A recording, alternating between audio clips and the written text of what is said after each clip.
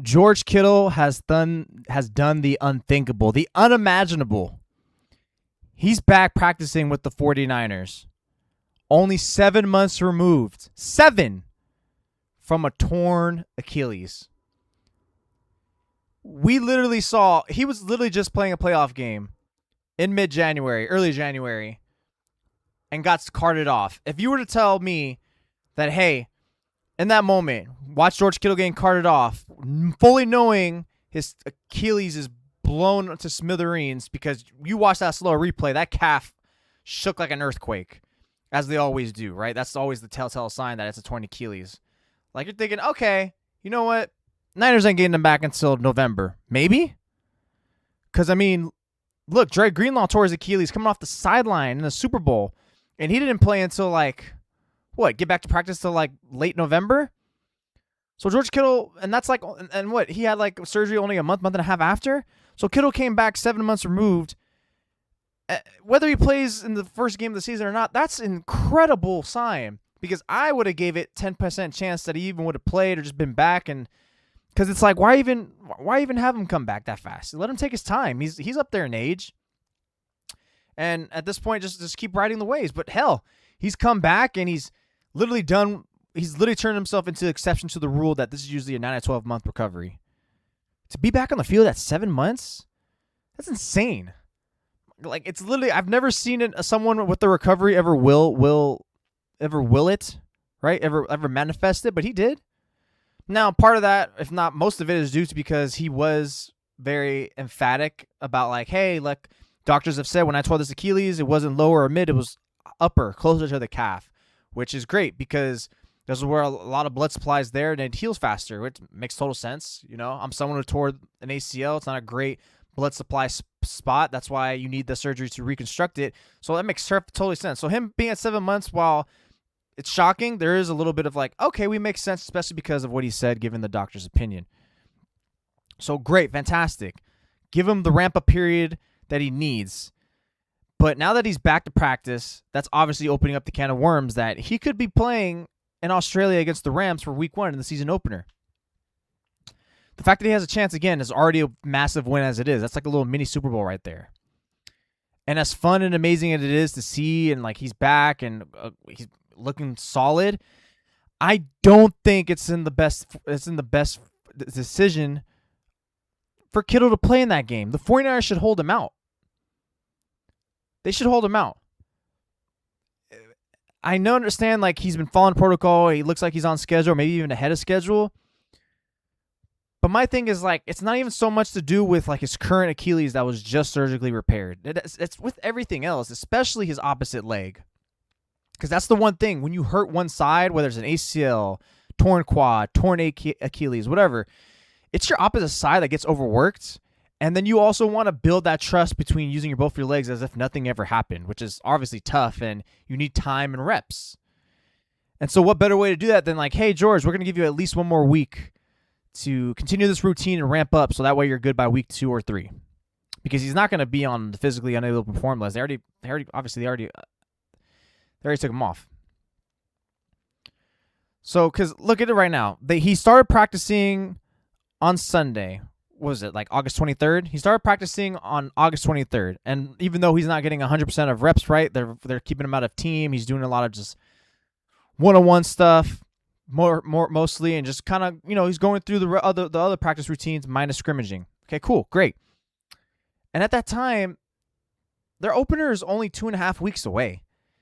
And not like he's going to get 2.5 weeks worth of practices. That's probably more like 8 to 10. Like, okay, that's a nice chunky ramp up that he's going to get. But I don't think that's enough. I don't think it's enough to not only continue to test his torn Achilles that just got surgically repaired on, but his other side to make sure that he's okay, so he doesn't tear his other Achilles, so he doesn't tear maybe his ACL on his healthy leg. And then just getting his body in shape, just in general. I'm sure he's been doing a great job maintaining that, but it's also different when you finally get those pads on, you're doing harder football movements and more of them at a higher rates and just more higher intensity. I mean, just look at Ricky Pearsall, right? Like, he was doing good. It looked like he was in shape. And then as soon as you turn it up the notch to that training camp mode, it's like, oh, crap. Now I'm seeing I'm not good and I need surgery. So not saying anything like that's going to happen to Kittle. That'd be crazy and would suck. But just give him the extra week. And especially because you're going to Australia, because you're going to go there like a week or 6 days after you play the Raiders in the preseason finale, right? The routine that Kittle's used to get here is going to be completely altered. Obviously, everyone on the 49ers is. But his case is very sensitive because he is a guy entering his mid-30s with a lot of wear and tear in his body, with obviously coming off an Achilles less than 8 months ago. So his situation is very sensitive. It needs to be very delicate, and there needs to be extra caution. Give him as much ramp up as possible. There's a reason why when you activate players off the injured reserve list, open the practice window, they call it 21 days, right? Because while they're already doing stuff on the side, now it's like, okay, cool, we are allowed to give you 3 weeks total with us to make sure you're really good. And I think that's always great because the ramp-up period is so crucial for these guys. You can't just go in there, right, and just without a warm-up. Are you kidding me? Like, I don't care how miraculous these athletes fantastically are. They all need a proper warm-up, ramp-up to get accustomed to themselves, their new bodies, and just acting like detaching themselves as far as possible with that last injury. And I think by pushing it an extra week, by giving him 3 to 4 more practices, maybe 5, and not having to change his routine hella crazy by having him fly to Australia with the team, that now you're going to feel more confident, like, okay, cool, we can play him in week 2 against the Miami Dolphins, or maybe even another week 3 against the Cardinals. I just don't see why you should risk him in that week 1 game, because it kind of feels a little desperate almost. And while you can say the doctors gave him the okay, but that's probably the okay.